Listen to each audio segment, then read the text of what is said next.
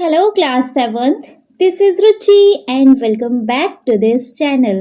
बच्चे आज इस वीडियो में हम देखेंगे अपना संस्कृत बुक का चैप्टर नंबर 6 विच इज क्रीडाम वयम श्लोकांत्याक्षरीम। क्रीडाम वयम श्लोकांत्याक्षरीम जिसका मतलब है, देखो क्रीडाम मतलब होता है खेलते हैं, वयम मतलब होता है हम सब, श्लोकांत्याक्षरी मतलब होता है श्लोक अंताक्षरी। तो हम सब श्लोक अंताक्षरी खेलते हैं। क्रीडाम वयम श्लोकांत्याक्षरी, हम सब श्लोक अंताक्षरी खेलते हैं। ये है बच्चे चैप्टर का नेम, ठीक है। ये वीडियो रहेगा हमारा इस चैप्टर के एक्सप्लेनेशन वीडियो। यहाँ पर हम इस पूरे चैप्टर को संस्कृत से हिंदी में ट्रांसलेट करके समझेंगे कि एक्चुअली इस चैप्टर में है क्या, ठीक है।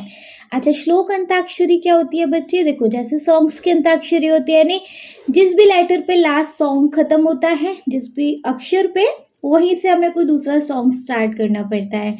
सेम एज यहाँ श्लोक का सीन है, जिस भी लास्ट अक्षर पे श्लोक खत्म होगा उसी से हमें नेक्स्ट जो श्लोक है वो स्टार्ट करना होगा। तो इस तरीके से श्लोक अंताक्षरी है, ठीक है। तो चैप्टर के एक्सप्लेनेशन देख लिया जाए बच्चे, लेकिन एज यूजुअल चैप्टर के एक्सप्लेनेशन देखने से पहले हमें देखना चाहिए ना इस चैप्टर के शब्दार्थ को। सबसे पहले शब्दार्थ को हम सबसे पहले देख लेंगे बच्चे, तो हमें बहुत सारे संस्कृत के शब्दों के हिंदी में मतलब यहीं से पता हो जाएंगे, है ना। जिससे कि जब भी हम संस्कृत को इन हिंदी ट्रांसलेट करेंगे, इस चैप्टर को इन हिंदी ट्रांसलेट करेंगे तो कोई प्रॉब्लम नहीं आएगा, ठीक है। चलो तो स्टार्ट करेंगे। देखो सबसे पहले वी हैव ननु। ननु का मतलब होता है बच्चे है ना, ननु है ना। नेक्स्ट है रुपयो वन संपन्नः। रुपयो वन संपन्नः जिसका मतलब है सौंदर्य और यौवन से संपन्न, यौवन लाइक यूथफुल, है ना। तो रुपयो वन संपन्नः सौंदर्य और यौवन से संपन्न। नेक्स्ट है विशाल कुल संभवः। विशाल कुल संभवः जिसका मतलब है विशिष्ट परिवार में जन्मे हुए, विशिष्ट परिवार में जन्मे हुए। नेक्स्ट है निर्गंधः। निर्गंधः का मतलब है जी गंधहीन, निर्गंधः गंधहीन। नेक्स्ट है किशुंकः। किशुंकः जिसका मतलब होता है डाक या टेसु का पेड़, है ना। एक पेड़ होता है किशुंकः, या तो डाक का या टेसु का पेड़ होता है जी। नेक्स्ट है धीमताम। धीमताम का मतलब है बुद्धिमान लोगों का, धीमताम बुद्धिमान लोगों का। नेक्स्ट है व्यसनेन। नेक्स्ट है बच्चे व्यसनेन जिसका मतलब है भोग विलास के द्वारा। व्यसनेन भोग विलास के द्वारा। नेक्स्ट है मदाय। मदाय का मतलब होता है बच्चे अभिमान के लिए, मदाय अभिमान के लिए। नेक्स्ट है परिपीड़नाय। बच्चे परिपीड़नाय का मतलब होता है कष्ट देने के लिए, परिपीड़नाय कष्ट देने के लिए। नेक्स्ट खलह। खलह मतलब होता है दुर्जन। नेक्स्ट है शीलम। शीलम का मतलब होता है चरित्र। नेक्स्ट है मर्त्यलोके। मर्त्यलोके का मतलब होता है संसार में, है ना। एक्चुअली मृत्युलोके होगा, मर्त्यलोके लिखा है संसार में। नेक्स्ट है भुवि। भुवि का मतलब है बच्चे, अरे भुवि कहाँ गया, भुवि का मतलब है धरती पर। नेक्स्ट है भारभूतः। भारभूतः का मतलब होता है जी भार। नेक्स्ट है कठिन व्रतम। कठिन व्रतम का मतलब होता है कठोर नियम का पालन। कठिन व्रतम कठोर नियम का पालन। नेक्स्ट है व्रतिः। व्रतिः का मतलब होता है बच्चे आजीविका। वृत्ति आजीविका। नेक्स्ट है लक्ष्मी। लक्ष्मी का मतलब होता है बच्चे संपत्ति। लक्ष्मी संपत्ति। नेक्स्ट है यशस्विनी। यशस्विनी का मतलब होता है कीर्ति से युक्त। यशस्विनी कीर्ति से युक्त। नेक्स्ट है तत्वज्ञानम। तत्वज्ञानम का मतलब होता है यथार्थ ज्ञान, एक्चुअली रियल नॉलेज। ठीक है, सो तत्वज्ञानम यथार्थ ज्ञान। नेक्स्ट है प्रच्छन्न गुप्तम। प्रच्छन्न गुप्तम का मतलब होता है ढका हुआ और सुरक्षित। ढका हुआ और सुरक्षित। नेक्स्ट भोगकरी। भोगकरी का मतलब होता है बच्चे सुख सुविधाओं को देने वाली। भोगकरी सुख सुविधाओं को देने वाली या भोग्य वस्तुओं को देने वाली। नेक्स्ट है यशः सुखकरी। यशः सुखकरी का मतलब होता है ख्याति तथा सुख देने वाली। ख्याति तथा सुख देने वाली। नेक्स्ट है विदेश गमने। विदेश गमने जिसका मतलब होता है विदेश जाने पर। विदेश गमने विदेश जाने पर। नेक्स्ट परा। परा मतलब होता है जी श्रेष्ठ। परा श्रेष्ठ। नेक्स्ट है विद्या विहीन। विद्या विहीन तो विद्या रहित। नेक्स्ट है पंथः। पंथः मतलब होता है बच्चे पंथः मतलब होता है पथ। नेक्स्ट है कंतः।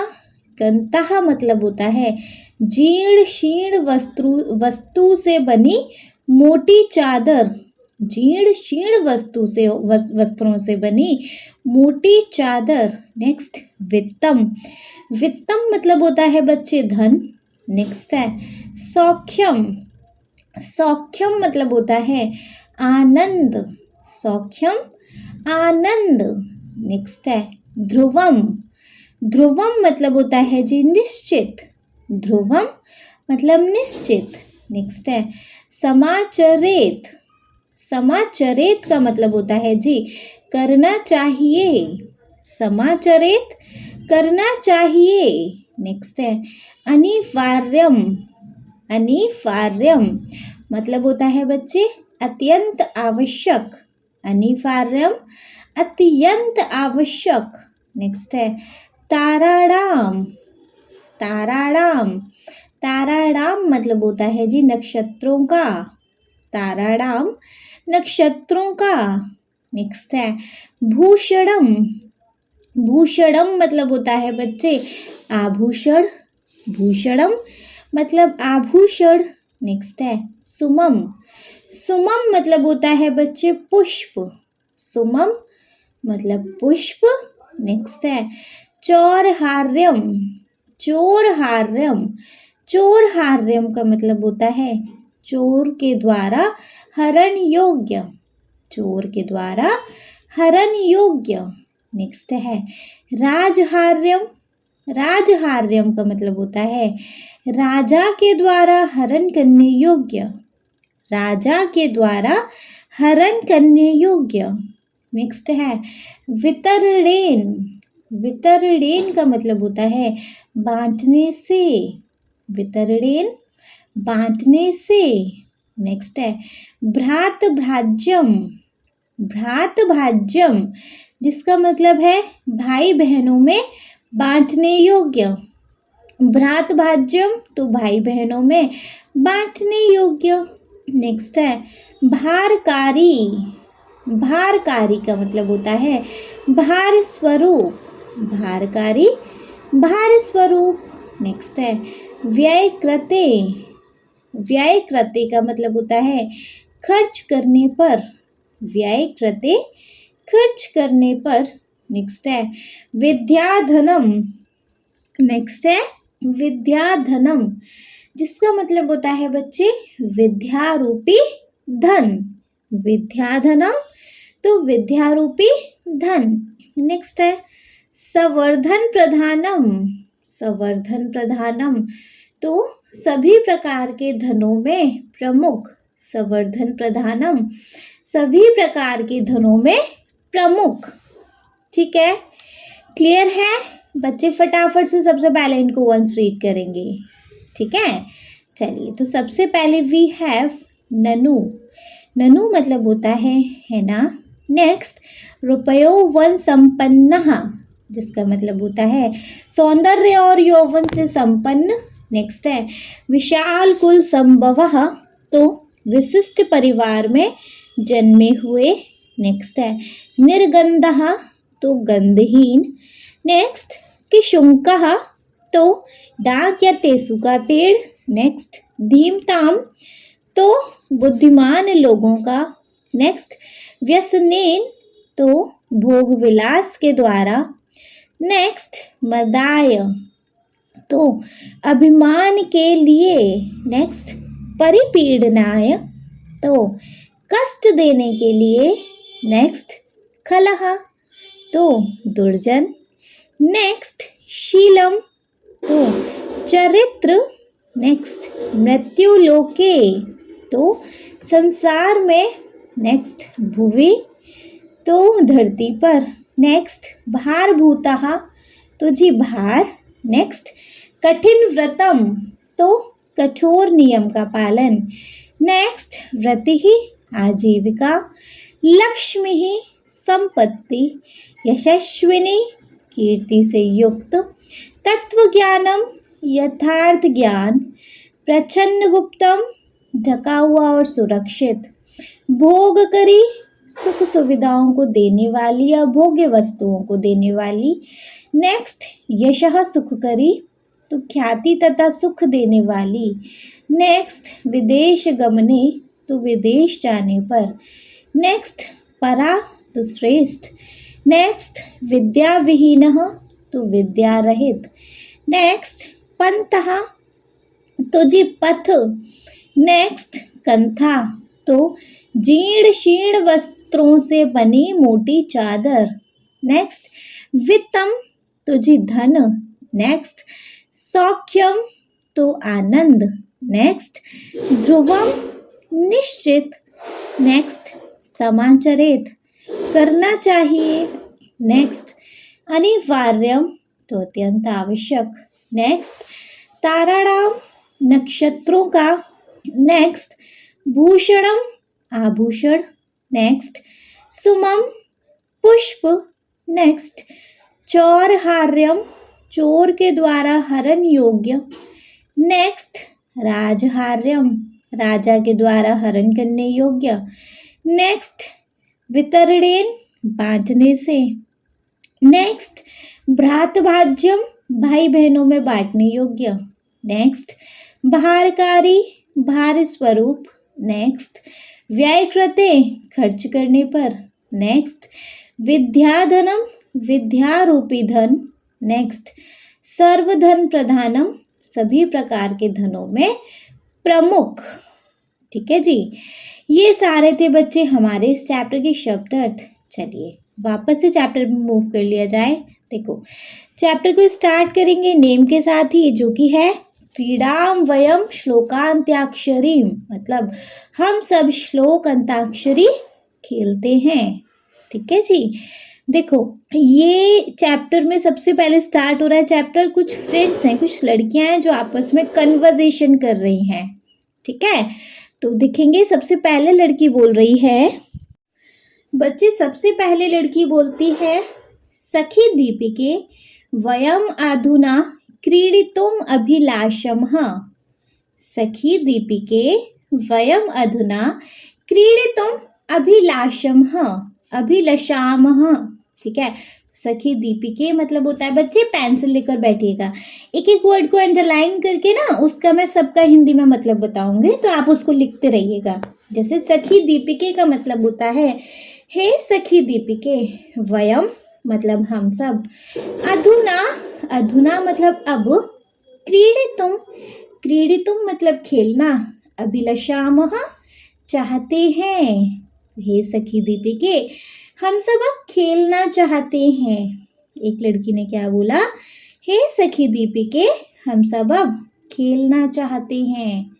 ठीक है, फिर दूसरी लड़की बोलती है, अरे भारती बहिः वृष्टिः अस्ति कथं क्रीडितामः। तो अरे भारती मतलब अरे भारती, बहिः मतलब बाहर, वृष्टिः बारिश, अस्ति हो रही है, बाहर बारिश हो रही है, कथम कैसे, क्रीडामः कैसे खेलेंगे, क्रीडामः मतलब खेलेंगे। तो दूसरी लड़की ने बोला, अरे भारती बहिः वृष्टिः अस्ति कथम क्रीडामः। अरे भारती बाहर बारिश हो रही है, कैसे खेलेंगे। फिर जी तीसरी मतलब कोई और लड़की बोल रही है, वृष्टि अस्तु नामः इच्छा अस्ति चेत क्रीडामः बहिर्गमनस्य आवश्यकता एव नास्ति एषा नूतना क्रीडा अस्ति भो अंताक्षरी क्रीडा इति। तो एक लड़की ने फिर क्या बोला, वृष्टिः अस्तु नामः बारिश, वृष्टिः मतलब बारिश, अस्तु वो नाम, वो नाम है, बारिश वो नाम की है, मतलब बारिश हो रही है बाहर कैसे खेलेंगे, अरे छोड़ो ना बारिश हो तो नाम की है। इच्छा अस्ति चेत क्रीडामः, इच्छा, इच्छा अस्ति है, चेत अगर, क्रीडामः खेलने की, तो अगर इच्छा खेल मतलब अगर इच्छा है तो खेल सकते हैं। लड़की ने क्या बोला, वृष्टि अस्तु नामः बारिश तो नाम की है, अगर इच्छा है तो खेल सकते हैं।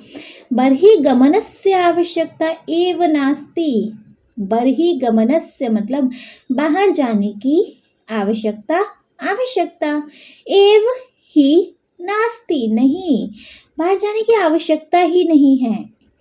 एषा नूतना क्रीडा अस्ति भोः, एषा, एषा मतलब होता है ईशा यह, नूतना नया, क्रीड़ा खेल, अस्ति है, भो अरे, भो मतलब अरे, अरे यह एक नया खेल है, अंताक्षरी क्रीड़ा इति, क्या नया खेल है, अंताक्षरी क्रीड़ा। तो हमें बाहर जाने की जरूरत ही नहीं, मेरे पास ना एक नया खेल है, अगर खेलने की इच्छा है तो हम खेल सकते हैं, वो क्या, अंताक्षरी क्रीड़ा। तो लड़की ने क्या ही बोला था, वृष्टि तो नामः इच्छा अस्ति चेत क्रीडामः बर्हिगमनस्य आवश्यकता एव नास्ति एषा नूतना क्रीडा अस्ति भोः अंताक्षरी क्रीड़ा इति। बारिश तो नाम की है, अगर इच्छा है तो खेल सकते हैं, बाहर जाने की आवश्यकता ही नहीं है। अरे ये नया खेल है, अंताक्षरी क्रीड़ा। फिर दूसरी लड़की बोल रही है, किम अंताक्षरी क्रीड़ा अहमपि क्रीडामि। तो किम क्या, अंताक्षरी, अंताक्षरी क्रीड़ा, क्रीड़ा क्या, अंताक्षरी क्रीड़ा मतलब नाम है इसका, अंताक्षरी क्रीड़ा।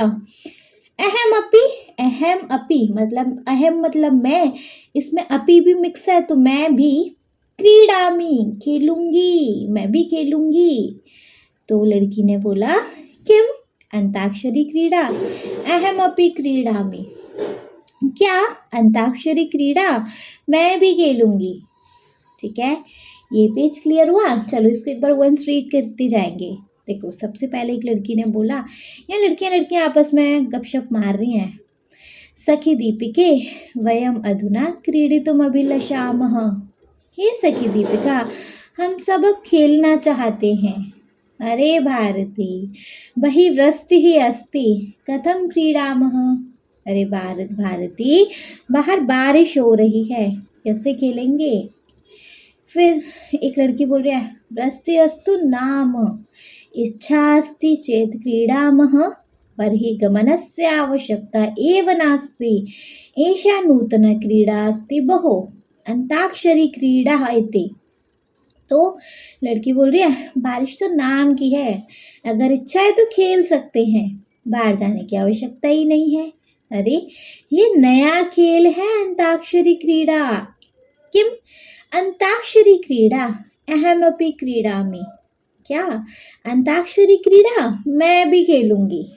ठीक है, इतना क्लियर हुआ। चलिए, इतना क्लियर हुआ तो बच्चे नेक्स्ट सीखेंगे। अब नेक्स्ट है अवश्यम आगच्छन्तु वयम सर्वे क्रीडामः। लड़की बोल रही है ब्लू वाली यही, अवश्यम जरूर, आगच्छन्तु आओ, वयम हम सब, सर्वे मतलब सब, हम सब, क्रीडामः खेलते हैं, जरूर आओ हम सब खेलते हैं। फिर एक लड़की बोल रही है नेक्स्ट, सखी तर्हि क्रीडायाः नियमानः सूचयतु। तो सखी, हे सखी, तर्हि तो, क्रीडायाः खेल का, नियमान नियम, सूचयतु बताओ। सखी तो खेल का नियम बताओ, सखी तर्हि क्रीडायाः नियमान सूचयतु। ठीक है सखी, तो फिर खेल का नियम बताओ, इस खेल का क्या नियम है। फिर एक लड़की बोल रही है, मतलब ये ब्लू वाली, वयम गणद्वयम रचयामः, वयम हम, गणद्वयम दो, गण गण मतलब ग्रुप, हम दो ग्रुप, रचयामः बनाएंगे, हम दो ग्रुप बनाएंगे। प्रथम गणस्य नाम ज्ञानमाला, प्रथम गणस्य नाम, पहले ग्रुप का नाम ज्ञानमाला, एवं और, च मतलब एव और दूसरे, द्वितीय गणस्य दूसरे ग्रुप का नाम, नाम होगा रत्नमाला, रत्नमाला, हम दो ग्रुप बनाएंगे। पहले ग्रुप का नाम रहेगा ज्ञानमाला और दूसरे ग्रुप का नाम रहेगा रतनमाला। आदौ प्रथम गणस्य सदस्यः एकं पद्यं गायति, तस्य पदस्य अन्तिमेन व्यञ्जनवर्णेन द्वितीय गणस्य सदस्या व अन्य श्लोकम गायति। आदौ, आदौ मतलब क्या होता है जी, आगे, प्रथम गणस्य पहले ग्रुप के सदस्य, एकम एक, पद्यम पद्यम मतलब श्लोक, एक श्लोक, गायति गाएंगे। आगे पहले ग्रुप के मतलब पहले ग्रुप के सदस्य एक श्लोक गाएंगे, तस्य उस, पदस्य श्लोक के, अंतिमेन अंतिम, व्यंजन वर्णेन व्यंजन वर्ण से, द्वितीय गणस्य दूसरे ग्रुप के सदस्या वा या सदस्या या महिला सदस्य, अन्यम अन्य, श्लोकम श्लोक, गायति गाएंगे। देखो हम इस ग्रुप को ना हम सब लोगों को दो ग्रुप में डिवाइड करेंगे। पहले ग्रुप का नाम होगा ज्ञानमाला और दूसरे ग्रुप का नाम होगा रतनमाला। ठीक है, पहले ग्रुप के सदस्य की श्लोक गाएंगे, फिर उस श्लोक के अंतिम मतलब वो श्लोक जिस लेटर पे, जिस व्यंजन वर्ड पे खत्म होगा, उसी लेटर से फिर दूसरे ग्रुप के सदस्य या महिला सदस्य दूसरा कोई श्लोक गाएंगे। ठीक है, नेक्स्ट है एवं क्रमशः क्रीड़ा प्रचलति, एवं इसी तरह ही, एवं क्रमशः इसी तरह से, क्रीड़ा खेल, प्रचलति खेल चलेंगे, इसी तरह से लगातार खेल चलेंगे। ठीक है, तो इस भैया इस कन्वर्सेशन में क्या बोला, वयम गणद्वयम रचयामः, हम दो ग्रुप बनाएंगे। प्रथम गणस्य नाम ज्ञानमाला, पहले ग्रुप का नाम ज्ञानमाला, एवं च द्वितीय गणस्य नाम रत्नमाला और दूसरे ग्रुप का नाम रत्नमाला। आदौ प्रथम गणस्य सदस्यः एकं पद्यः गायति, आगे पहले ग्रुप के सदस्य एक श्लोक गाएंगे, तस्य पदस्य अंतिमेन वर्णन व्यंजन वर्णेन द्वितीय गणस्य सदस्या व अन्य श्लोकम गायति, एवं क्रमशः क्रीड़ा प्रचलति। उस श्लोक के अंतिम व्यंजन वर्ड से द्वितीय ग्रुप का सदस्य या महिला सदस्य अन्य श्लोक गाएंगे। इस तरह से लगातार खेल चलेंगे। फिर एक लड़की बोल रही है, अहो महान आनंदः भविष्यति। तो अहो, ओ, महान बहुत, आनंदः मजा, भविष्यति आएगा, ओ बहुत मजा आएगा। तर्हि क्रीडामः, तर्हि तो, क्रीडामः खेलते हैं, तो खेलते हैं। आदौ ज्ञानमाला गणः र इति अक्षरात् पद्यं गायति ततः रत्नमाला गणः वदति। तो आदौ पहले ज्ञानमाला गण ज्ञानमाला ग्रुप र इति अक्षरात् र अक्षर से पद्यम गायति गीत गाते हैं। पद्यम मतलब गीत, गायति मतलब गाते हैं। ततः फिर रत्नमाला गण तो फिर रत्नमाला वर्ग वदति बोलते हैं। ठीक है, रा से स्टार्ट होता है। पहले ग्रुप के लोग गा रहे हैं, है ना। फिर उसके बाद रत्नमाला वर्ग के रत्नमाला गढ़ के लोग गा रहे हैं। ठीक है, ये पेज क्लियर बढ़िया से। चलिए तो इसको भी वंस एक बार रीड करेंगे। देखो, ब्लू वाली लड़की बोल रही है, अवश्यम आगच्छन्तु वयम सर्वे क्रीडामः, जरूर आओ हम सब खेलते हैं। फिर एक लड़की बोल रही है, सखी तरही क्रीडायाः नियमानः सूचयतु। हे सखी तो खेल का नियम बताओ। तो लड़की नियम बता रही है, ब्लू वाली। वयम गणद्वयं रचयामः, प्रथम गणस्य नाम ज्ञानमाला एवं च द्वितीय गणस्य नाम रत्नमाला। आदौ प्रथम गणस्य सदस्यः एकं पद्यः गायति, तस्य पदस्य अन्तिमेन व्यञ्जनवर्णेन द्वितीय गणस्य सदस्या व अन्यं श्लोकं गायति। एवं क्रमशः क्रीड़ा प्रचलति।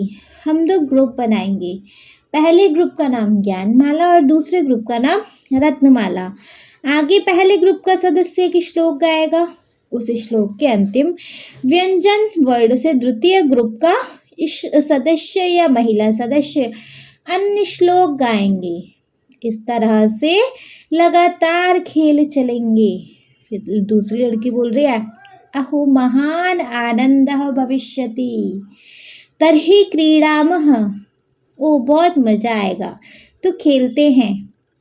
आदौ ज्ञानमाला गणः र इति अक्षरात् पद्यं गायति ततः रत्नमाला गणः वदति। पहले ज्ञानमाला ग्रुप र अक्षर से गीत गाते हैं, फिर रत्नमाला ग्रुप बोलते हैं। ठीक है, क्लियर है इतना। चलिए देखो, अब यहाँ पर ना ये हो रहा है कि ज्ञानमाला ग्रुप ने क्या गाया, फिर रत्नमाला ग्रुप ने क्या गाया। देखो, जिसे मैं थोड़ा ही बताऊंगी इसमें। देखो, ज्ञानमाला ग्रुप ने पहले स्टार्ट किया। पहला श्लोक गाया है, रुपयो वन संपन्ना विशाल कुल संभवः विद्याहीन न शोभन्ते निर्गंधा इव किशुंकः। ये ज्ञानमाला ने गाया। का पे एंड हुआ, तो फिर क से रत्नमाला गढ़ ने गाया, काव्य शास्त्र विनोदेन कालो गच्छति धीमताम व्यसनेन च मूर्खाणा निर्दया कलहेन व। फिर वह से ज्ञानमाला ने गाया। बच्चे इनको पढ़ ही देती हूँ क्योंकि यही सारे श्लोक आगे एक्सप्लेन किए गए हैं, है ना। फिर ज्ञानमाला ने गाया, विद्या विवादय धनम मदाय शक्ति ही परेशान परिपीडनाय खलस्य साधोर विपरीत मेदत ज्ञानाय दानाय च रक्षणाय। यह पे खत्म हुआ, तो या से फिर रत्नमाला ने गाया, ये शाम न विद्या न तपो न दानम ज्ञानम न शीलम न गुणो न धर्मः ते मृत्युर्लोके भुवि भारभूतः मनुष्य रूपेण मृगाश्चरन्ते। फिर त से ज्ञानमाला ने गाया। ज्ञानमाला ग्रुप ने मतलब तदाव्रतिश्च कीर्तिश्च लक्ष्मीर्वाणी यशस्विनी तत्वज्ञानम परा शांतिर्यदा विद्या भवेत् तव। फिर वह से रत्नमाला ग्रुप गाता है, विद्या नाम नरस्य रूपमधिकम प्रच्छन्न गुप्तम धनम विद्या भोग करी यशः सुख करी विद्या गुरुणाम गुरुः विद्या बंधु जनो विदेश गमने विद्या परा देवता विद्या राजसु पूज्यते नहीं धनम विद्या विहीनम पशुः। विश्व से ज्ञानमाला गाता है, शनेः पंतः शनेः कंथः शनेः पर्वत लग्न घनम शनेः विद्या शनेः विरतम पंचितानि शनेः शनेः। फिर न से रत्नमाला गा रहा है जी, न विद्या विना सौख्यम नराणाम जायते ध्रुवम अतो धर्मोषेभ्यो विद्याभ्यासम समाचरेत। फिर जी चरेत, त से फिर ज्ञान माला गा रहा है। देखो, ताराणां भूषणं चंद्रः लतानां भूषणं सुमं पृथिव्यां भूषणं राजा विद्या सर्वस्य भूषणम। ठीक है, भूषणम ड़ायम से फिर ये रत्नमाला गा रहा है। न चौरहारे न राजहारे न भ्रात भाज्यम न च भार करी व्यय कृते वर्धते एव नित्यम विद्याधनम सर्वधनम प्रधानम। ठीक है, तो इस तरीके से ये श्लोक की अंताक्षरी चलती है। ठीक है, अब जितनी भी श्लोकों की अंताक्षरी चली है ना, एक एक करके हम इन सारे श्लोकों को समझेंगे।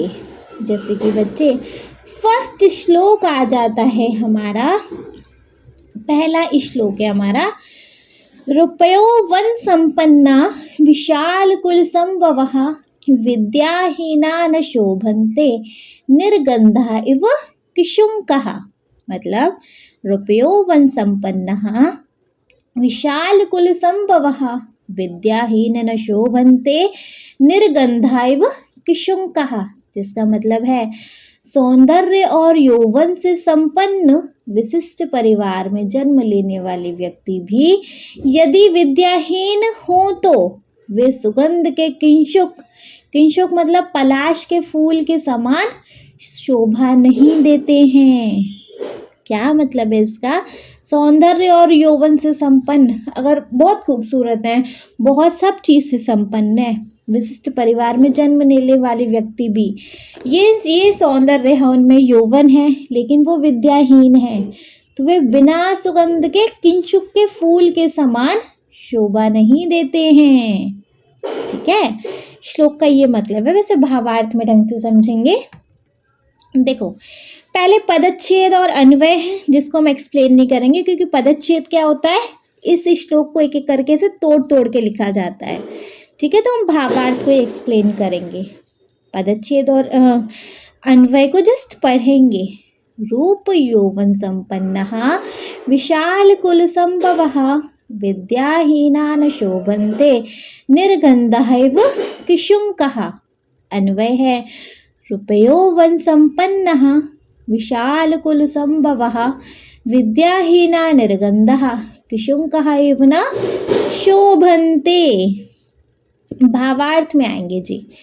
भावार्थ है पहला, मतलब पहले का भावार्थ है, ये शाम सुंदरम रूपम अस्ते। ये शाम जिनके, सुंदरम सुंदर, रूपम रूप, अस्ति है जिनके सुंदर रूप है, यौवनम अस्ति, यौवन मतलब जवानी, जो जवान है, उत्तमे कुले जन्म अपि प्राप्तम, उत्तमे ऊंचे, कुले कुल में, जन्म अपि भी, प्राप्तम लिए हैं, ऊंचे कुल में भी जन्म लिए हैं, किंतु लेकिन ते यदि विद्यायाः अर्जनं न कुर्वन्ति तर्हि तेषां शोभा न भवति।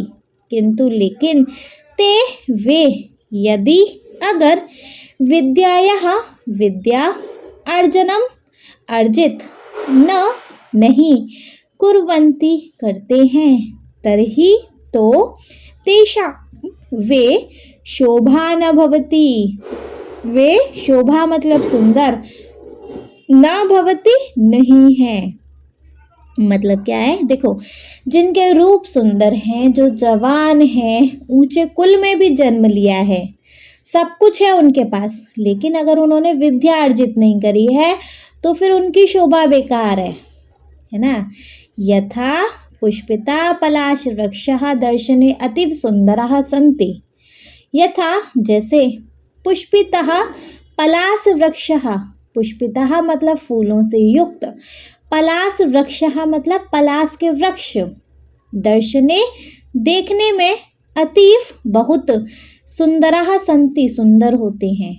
जैसे फूलों से भरे हुए पलाश के वृक्ष देखने में बहुत सुंदर होते हैं, किंतु तेषु सुगंधः न भवति, लेकिन तेषु उनमें सुगंधः खुशबू न भवति नहीं होती। जैसे कि पलाश के जो पेड़ हैं उन पे कितने सुंदर सुंदर फूल होते हैं, नहीं है ना, लेकिन उनमें कोई खुशबू नहीं होती तो फिर बेकार है ना वो। जनाः तेषाम् उपयोगम न कुर्वन्ति, जनाः लोग, तेषाम उनका, उपयोगम उपयोग, न कुर्वन्ति नहीं करते। भले ही कितने सारे भी फूल क्यों ना हो, लेकिन उनमें सुगंध भी नहीं तो लोग उनका उपयोग भी नहीं कर रहे हैं, है ना, लोगों के वो किसी काम के नहीं है। अतः इसलिए रूपस्य सुंदर, यौवनस्य जवानी, उच्चकुलस्य ऊंचे कुल की, च मतलब और ऊंचे कुल की, अपेक्षया तुलना में, विद्या एव श्रेष्ठा, विद्या एव मतलब ही, श्रेष्ठा श्रेष्ठ है। इसलिए सुंदर जवानी और ऊंचे कुल की तुलना में विद्या ही श्रेष्ठ है ना। जिसके पास सुंदरता नहीं है, जवानी नहीं, ऊंचा कुल नहीं है, फिर भी उसके पास विद्या है ना, तो वो उन सबसे ज्यादा बड़ा है। समझ में आया? जिनके रूप सुंदर हैं, जो जवान है, ऊंचे कुल में भी जन्म लिए हैं, लेकिन वे अगर विद्या अर्जित नहीं करते तो वे सुंदर नहीं हैं। जैसे फूलों से युक्त पलाश का वृक्ष देखने में वो सुंदर होते हैं, लेकिन उसमें कोई सुगंध नहीं होती है, लोग उसका उपयोग नहीं करते हैं।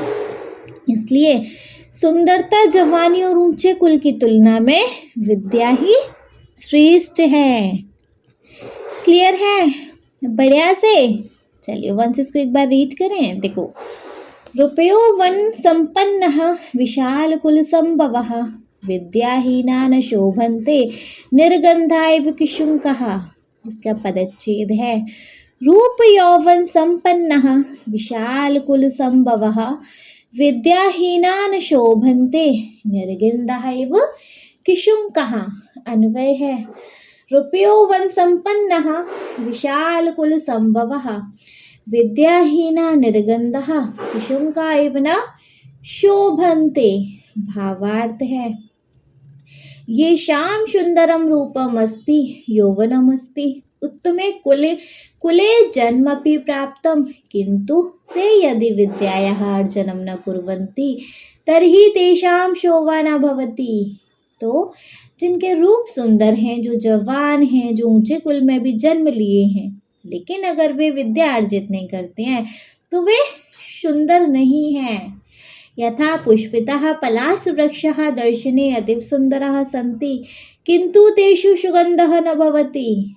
जैसे फूलों से युक्त पलाश के वृक्ष देखने में बहुत सुंदर होते हैं, लेकिन उसमें कोई सुगंध नहीं होती, खुशबू नहीं होती। जनाः तेषाम् उपयोगम न कुर्वन्ति, लोग उनका उपयोग नहीं करते हैं। अतः रूपस्य यौवनस्य उच्चकुलस्य च अपेक्षया विद्या एव श्रेष्ठा।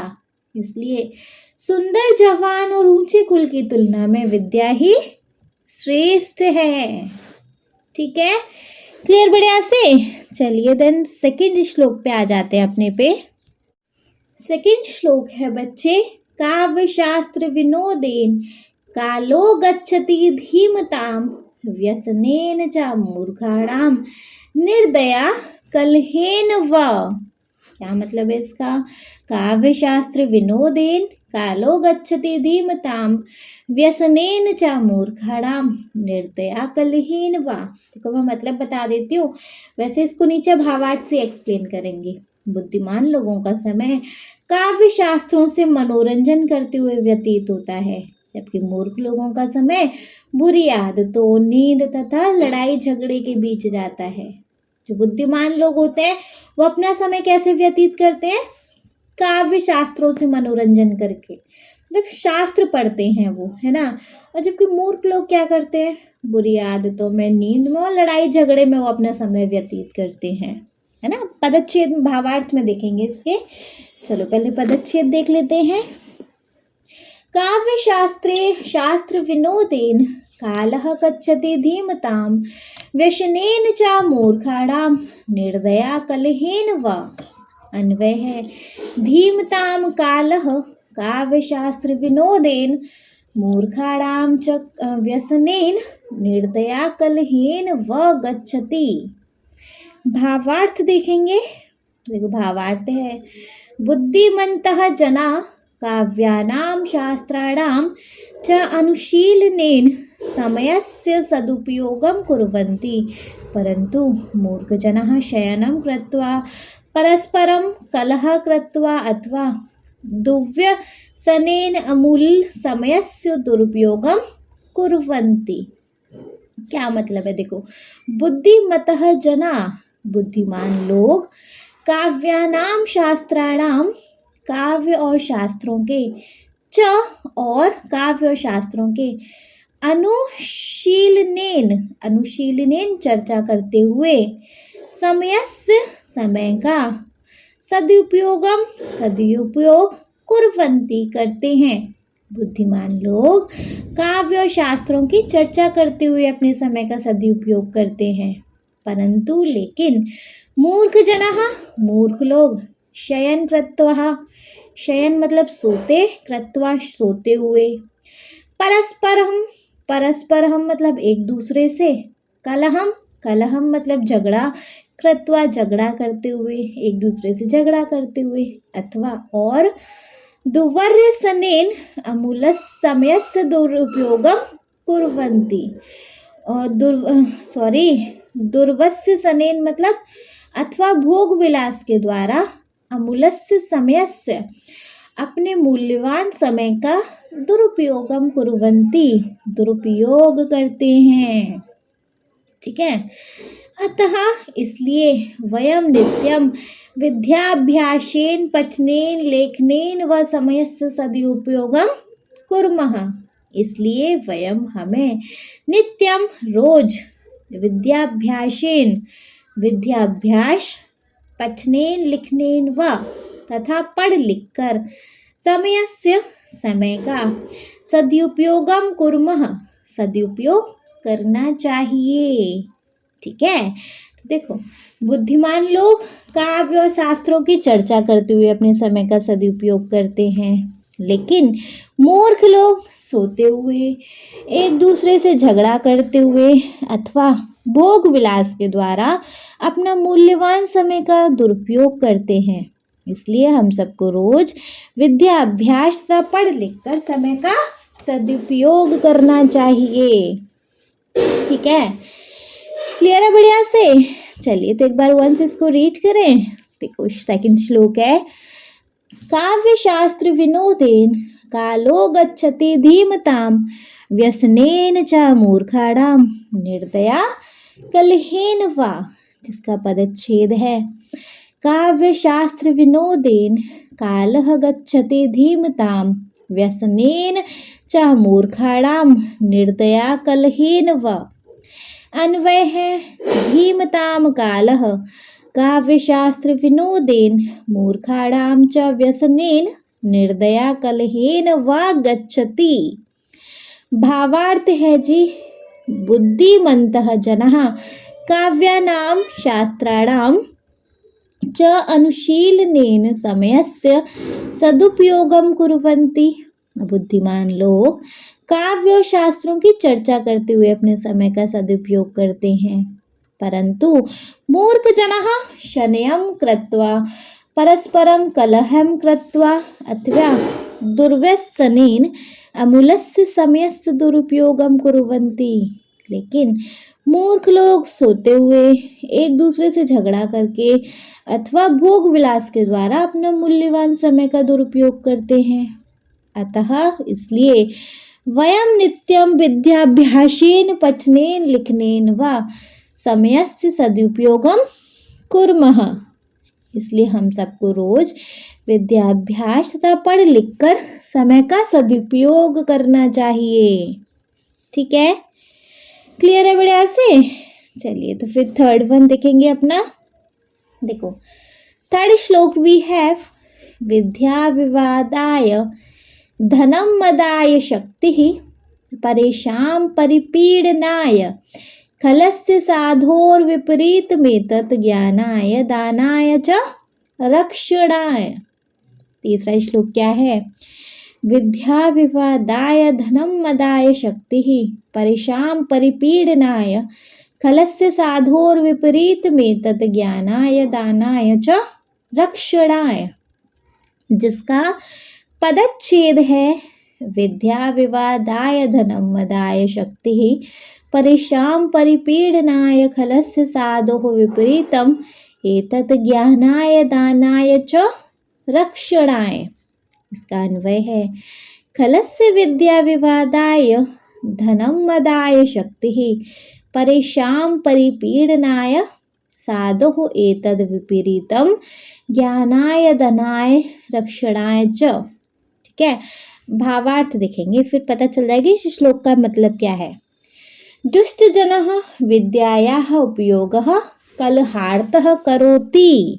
देखो, दुष्ट जनः मतलब बुरे व्यक्ति या दुर्जन व्यक्ति, विद्यायाः विद्या उपयोगः विद्या का उपयोग, कलहार्थ झगड़े के लिए, करोति करते हैं। जो दुष्ट जन होता है, दुष्ट व्यक्ति के लिए विद्या झगड़े के लिए। धनस्य उपयोगम अहंकारर्थ करोति।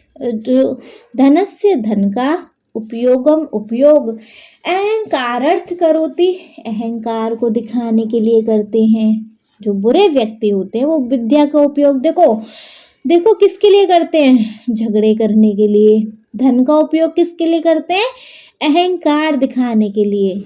सामर्थ्यस्य उपयोगम अन्येषां पीडनार्थ च करोति। तो सामर्थ्य मतलब अपनी शक्ति, उपयोगम शक्ति का उपयोग, अन्येषां दूसरों को, पीडनार्थ पीड़ा देने के लिए, च करोति और करते हैं, है ना। तो दुष्ट जनः मतलब जो बुरे व्यक्ति होते हैं वो विद्या का उपयोग झगड़े के लिए, धन का उपयोग अहंकार दिखाने के लिए और अपनी सामर्थ्य का योग, अपनी शक्ति का उपयोग दूसरों को पीड़ा देने के लिए करते हैं। किंतु सज्जनस्य स्वभावः एतस्य विपरीतः भवति। लेकिन, किंतु मतलब लेकिन, सज्जन व्यक्तियों का स्वभाव एतस्य इसके विपरीत भवति होता है। लेकिन सज्जन लोगों का स्वभाव इसके बिल्कुल विपरीत होता है। सह विद्यायाः उपयोगम अन्येषां ज्ञानवर्धनार्थं करोति। वह सह मतलब वह विद्या का उपयोग अन्येषां दूसरों के ज्ञानवर्धनार्थ दूसरों के किसके लिए करते हैं, ज्ञान को बढ़ाने के लिए करते हैं। ज्ञानवर्धनार्थ ज्ञान को बढ़ाने के लिए करते हैं। धनस्य उपयोगम दानार्थम करोति। धन का उपयोग दान करने के लिए करते हैं। सामर्थ्यस्य उपयोगम दुर्बलानां रक्षणार्थम च करोति। सामर्थ्यस्य उपयोग मतलब अपनी शक्ति का उपयोग, दुर्बलाना कमजोर की, रक्षणार्थ रक्षा के लिए, च करोति और करते हैं, है ना। तो देखो इस भावार्थ में हमने क्या देखा, जो दुर्जन व्यक्ति हैं वो अपनी विद्या का उपयोग लड़ाई झगड़े के लिए करते हैं। धन का उपयोग अहंकार दिखाने के लिए करते हैं और अपने सामर्थ्य का उपयोग दूसरों को पीड़ा देने में करते हैं। लेकिन सज्जन व्यक्तियों का स्वभाव इसके बिल्कुल विपरीत होता है। वह विद्या का उपयोग दूसरों का ज्ञान बढ़ाने के लिए करते हैं, धन का उपयोग दान करने के लिए करते हैं और अपनी शक्ति का उपयोग दुर्बलों की रक्षा के लिए करते हैं। ठीक है, इतना बढ़िया से क्लियर हुआ। चलिए, अगर इतना क्लियर हुआ तो सबसे पहले इसको रीड करना बनता है। देखो, विद्या विवादाय धनम मदाय शक्ति परेषां परिपीडनाय खलस्य साधोर विपरीतमेतत् ज्ञानाय दानाय च रक्षणाय, जिसका पदच्छेद है विद्या विवादाय धनम मदाय शक्ति परेषां परिपीडनाय खलस्य साधोः विपरीतमेतत् ज्ञानाय दानाय च रक्षणाय। अन्वय है खलस्य विद्या विवादाय धनम मदाय शक्ति परेषां परिपीडनाय साधोः एतद् विपरीतम ज्ञानाय दानाय रक्षणाय च। भावार्थ है दुष्ट जनः विद्यायाः उपयोगम कलहार्थ करोति। जो बुरे व्यक्ति होते हैं वो विद्या का उपयोग झगड़े के लिए, धनस्य उपयोगम अहंकारार्थ करोति, धन का उपयोग अहंकार दिखाने के लिए करते हैं, और सामर्थ्यस्य उपयोगम अन्येषां पीडनार्थ च करोति, और सामर्थ्य का उपयोग दूसरों को पीड़ा देने के लिए करते हैं। किंतु सज्जनस्य स्वभावः एतस्य विपरीतः भवति, लेकिन सज्जन व्यक्तियों का स्वभाव इसके बिल्कुल विपरीत होता है। सह विद्यायाय उपयोगम अन्येषां ज्ञानवर्धनार्थ करोति, वह विद्या का उपयोग दूसरों के ज्ञान बढ़ाने के लिए करते हैं। धनस्य उपयोगम दानार्थम करोति, धन का उपयोग दान करने के लिए करते हैं। सामर्थ्यस्य उपयोगम दुर्बलानां रक्षणार्थ च करोति, और अपने सामर्थ्य का उपयोग दुर्बल मतलब कमजोर लोगों की रक्षा के लिए करते हैं। ठीक है, क्लियर है बढ़िया से? चलिए, अगर क्लियर है तो 4th वन पे मूव कर लिया जाए बच्चे। देखो, देखेंगे बच्चे अपना 4th श्लोक। 4th वन है बच्चे हमारा, ये शाम न विद्या न तपो न दानम ज्ञानम न शीलम न गुणो न धर्मः ते मृत्यलोके भुवि भारभूता मनुष्य रूपेण मृगाश्चरन्ति। ये शाम न विद्या न तपो न दानम ज्ञानम न शीलम न गुणो न धर्मः ते मृत्यलोके भुवि भारभूता मनुष्य रूपेण मृगाश्चरन्ति। ठीक है, जिसमें इसका पदच्छेद है। ये शाम न विद्या न तपः न दानम ज्ञानम न शीलम न गुणः न धर्मः ते मृत्यलोके भुवि भारभूतः मनुष्य रूपेण मृगाचरन्ति। अन्वय है इसका, ये शाम विद्या न तपः न दानम न ज्ञानम न शीलम न गुणम न धर्मः न ते मृत्यलोके भुवि भारभूता मृगः मनुष्य रूपेण चरन्ति। भावार्थ है जिसका, ये जना विद्याम न अर्जयन्ति, जो व्यक्ति विद्याम विद्या न नहीं अर्जयन्ति, जो व्यक्ति जो लोग विद्या अर्जित नहीं करते। कठिन व्रतम न आचरन्ति, कठिन व्रतम मतलब कठिन व्रत या तपस्या न आचरन्ति, तपस्या नहीं करते। दानम न कुर्वन्ति, दान नहीं करते। ज्ञानम न अर्जयन्ति, ज्ञान नहीं अर्जयन्ति प्राप्त करते। उत्तम चरित्रवन्तः न भवन्ति, उत्तम चरित्र वाले नहीं भवन्ति होते हैं। जो व्यक्ति विद्या नहीं अर्जित करते, तपस्या नहीं करते, दान नहीं करते, ज्ञान नहीं प्राप्त करते, उत्तम चरित्र वाले नहीं होते। गुणवन्तः न सन्ति, गुण वाले नहीं होते मतलब गुणी नहीं होते। धर्माचरण न कुर्वन्ति, धर्म का आचरण नहीं करते हैं। ते अस्याम भूमौ, वे अस्याम हमारी, भूमौ अस्याम इस भूमौ भूमि पर, भारभूतः, भारभूतः मतलब बोझ, संतः बोझ के समान, संतः हैं। पशवः इव इतस्तः भ्रमन्ति, पशवः मतलब पशु, इव विचरण, इतस्तः भ्रमन्ति करते हैं, वो मनुष्य के रूप में पशु विचरण करते हैं, है ना। क्या देखा, जो लोग विद्या नहीं अर्जित करते, तपस्या नहीं करते, दान नहीं करते, ज्ञान नहीं लेते, उत्तम चरित्र के नहीं होते, गुणी नहीं होते, धर्म का आचरण नहीं करते, वे इस भूमि पर, इस मृत्यु लोक पे बोझ के समान है और मनुष्य के रूप में पशु विचरण करते हैं। मतलब इंसान का ही जन्म है उनका, लेकिन पशुओं की भांति विचरण करते हैं, इधर उधर घूमते हैं। ठीक है, तो वंस इसको एक बार रीड करें। देखो, ये शाम न विद्या न तपो न दानम ज्ञानम न शीलम न गुणो न धर्मः ते मृत्यलोके भुवि भारभूता मनुष्य रूपेण मृगाश्चरन्ति, जिसका पदच्छेद है, येषां न विद्या न तपः न दानं ज्ञानं न शीलं न गुणः न धर्मः ते मृत्युलोके भुवि भारभूतः मनुष्यरूपेण मृगाः चरन्ति। अन्वय है, येषां विद्या न तपः न दानं न ज्ञानं न शीलं न गुणः न धर्मः न ते मृत्युलोके भुवि भारभूतः मृगा मनुष्यरूपेण चरन्ति।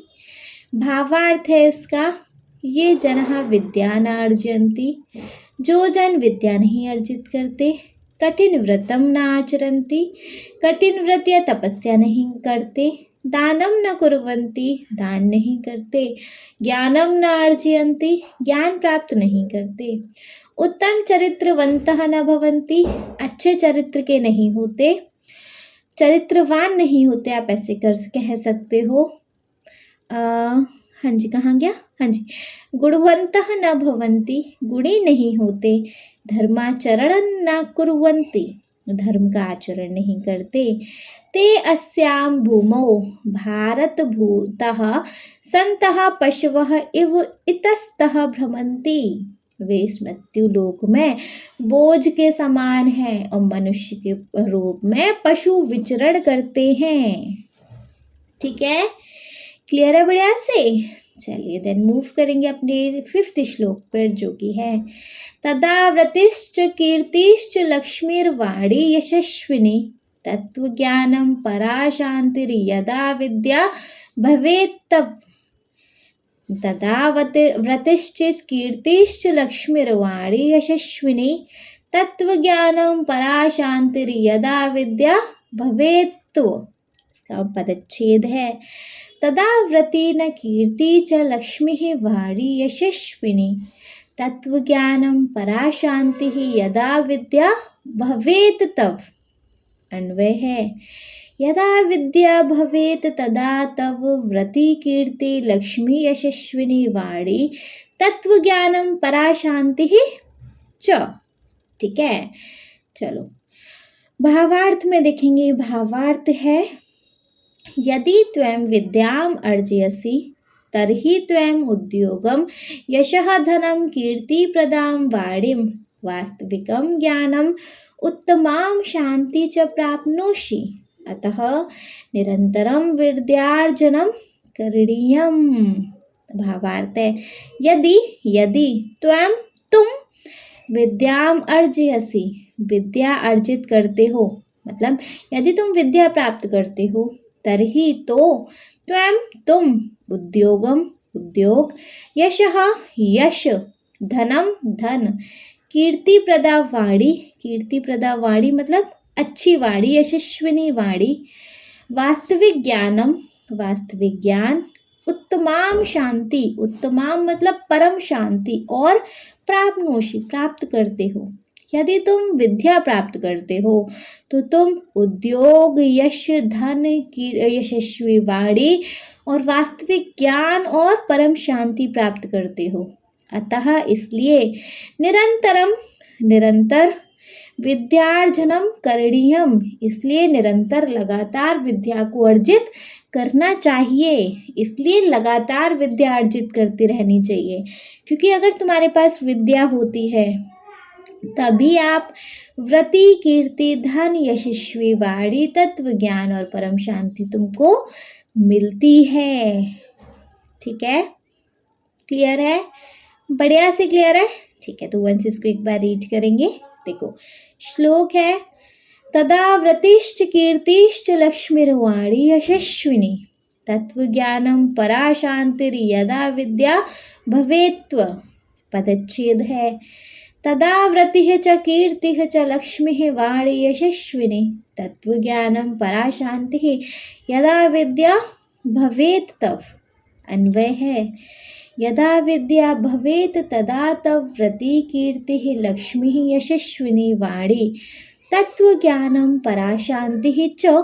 भावार्थ है, यदि त्वं विद्याम् अर्जयसि तर्हि त्वम् उद्योगं यशं धनं कीर्तिप्रदां वाणी वास्तविकं ज्ञानम् उत्तमां शांति च प्राप्नोषि।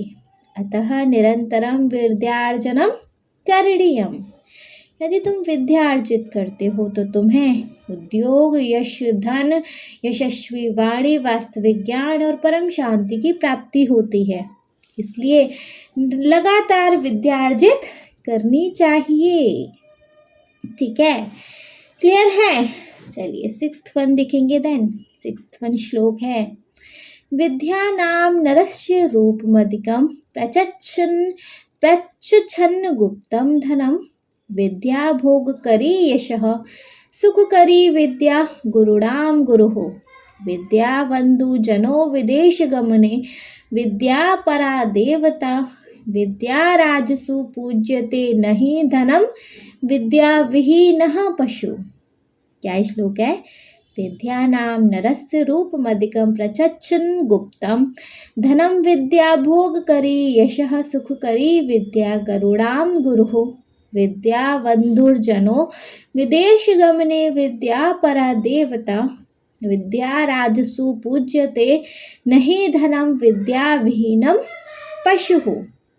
जिसका पदच्छेद है, विद्या नाम नरस्य रूपम अधिकम प्रच्छन्न गुप्तम धनम, विद्या भोग करी यशः सुख करी विद्या गुरुडाम गुरु, विद्या बंधु जनः विदेश गमने, विद्या परा देवता, विद्या राजसु पूज्यते नहीं धनम, विद्या विहीनः पशु। ठीक है, अन्वय है, विद्या नाम नरस्य अधिकम रूपम प्रच्छन्न गुप्तम धनम, विद्या भोग करी यशः सुख करी विद्या गुरुणा गुरु, विद्या विदेश गमने बंधु जनः, विद्या परा देवता, विद्या राजसु पूज्यते धनम नहीं, विद्या विहीनम पशु। भावार्थ देखिए इसका क्या है। विद्या मनुष्यस्य श्रेष्ठम सौंदर्यम अस्ति, विद्या मनुष्य का श्रेष्ठम सबसे बड़ा, सौंदर्य अस्ति है, विद्या मनुष्य का सबसे बड़ा सौंदर्य है, सबसे श्रेष्ठ सबसे अच्छा सौंदर्य है।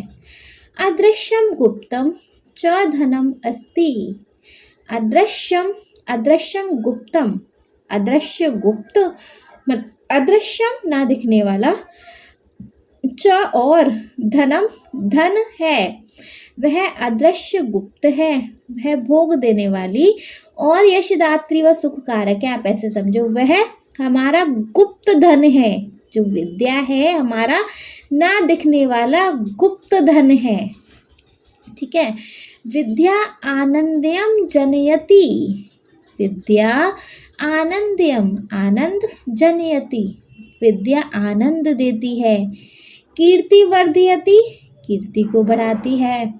सुखम च प्रददाति, और सुख देती है। विद्या गुरुणाम गुरुः अस्ति, विद्या गुरुणाम गुरुओं की गुरुः अस्ति है, विद्या गुरुओं की गुरु है। विदेश यात्रायाम विद्या बंधुः भवति, विदेश यात्रायाम विदेश यात्रा के लिए विद्या बंधु है। विद्या मतलब विद्या भाई समान है विदेश यात्रा के लिए। विद्या प्रधाना देवता अस्ति, विद्या ही प्रधाना मतलब परम देवता है। राज्यसभासु विदुषाम एव सम्मानः भवति, राज्यसभासु राजाओं में विदुषाम एव सम्मानः भवति, राजाओं में विद्या की पूजा होती है। न तो धनिकस्य, धन की नहीं, न तो धनिकस्य धनी की, अतः इसलिए यह विद्याहीनः भवति सः पशु समानः भवति, इसलिए जो विद्याहीन है सह वह पशु समानः भवति, पशु के समान है। अतः जो मनुष्य विद्याहीन है, जिसके पास विद्या नहीं है, समझो वह पशु समान है। ठीक है, तो देखो विद्या मनुष्य का सबसे श्रेष्ठ सौंदर्य है, वह अदृश्य गुप्त धन है। विद्या आनंद देती है, कीर्ति बढ़ाती है और सुख देती है। विद्या गुरुओं की गुरु है। विदेश यात्रा के लिए विद्या भाई समान है। विद्या परम देवता है। राजसभा में विद्या की पूजा होती है, न कि धनी की। इसीलिए यह विद्याहीन भवति, जो विद्याहीन है, जिसके पास विद्या नहीं है, वह पशु के समान है। ठीक है, क्लियर है नहीं बढ़िया से? चलिए, अगर बढ़िया से क्लियर है तो वन से इसको एक बार रीड करेंगे। देखो, विद्या नाम नरस्य रूपमधिकं प्रच्छन्न गुप्तं धनम, विद्या भोग करी यशः सुख करी विद्या गुरुणाम गुरुः, विद्या बंधु जनो विदेश गमने विद्या परा देवता, विद्या राजसु पूज्यते नहीं धनम विद्या विहीनः पशुः। पदच्छेद है इसका। विद्या नाम नरस्य रूपम अधिकम प्रच्छन्न गुप्तम धनम विद्या भोग करी यशः सुख करी विद्या गुरुणाम गुरु, विद्या बंधु जनः विदेश गमने विद्या परा देवता, विद्या राजसु पूज्यते नहीं धनम विद्या ही विहीनः पशु। अन्वय है, विद्या नाम नरस्य अधिकम रूप प्रच्छन्न गुप्तम धनम, विद्या भोग करी यशः सुख करी विद्या गुरुणाम गुरुः, विद्या विदेश गमने बंधु जनः विद्या परा देवता, विद्या राजसु पूज्यते धनम नहि विद्या विहीनम पशुः। भावार्थ है, विद्या मनुष्यस्य श्रेष्ठम सौंदर्यम अस्ति, अदृश्यम गुप्तम च धनम अस्ति, विद्या आनंदम जनयति कीर्ति वर्धयति सुखम च प्रददाति। अरे इतना तो देख लें, विद्या मनुष्यों का श्रेष्ठ सौंदर्य है, अदृश्य गुप्त धन है, विद्या आनंद देता है, कीर्ति को बढ़ाता है और सुख देता है। विद्या गुरुणाम गुरुः अस्ति, विद्या गुरुओं की गुरु है। विदेश यात्रायाम विद्या बंधुः भवति, विदेश यात्रा के लिए विद्या बंधु समान है, भाई समान है। विद्या प्रधाना देवता अस्ति, विद्या देवता में प्रधान है।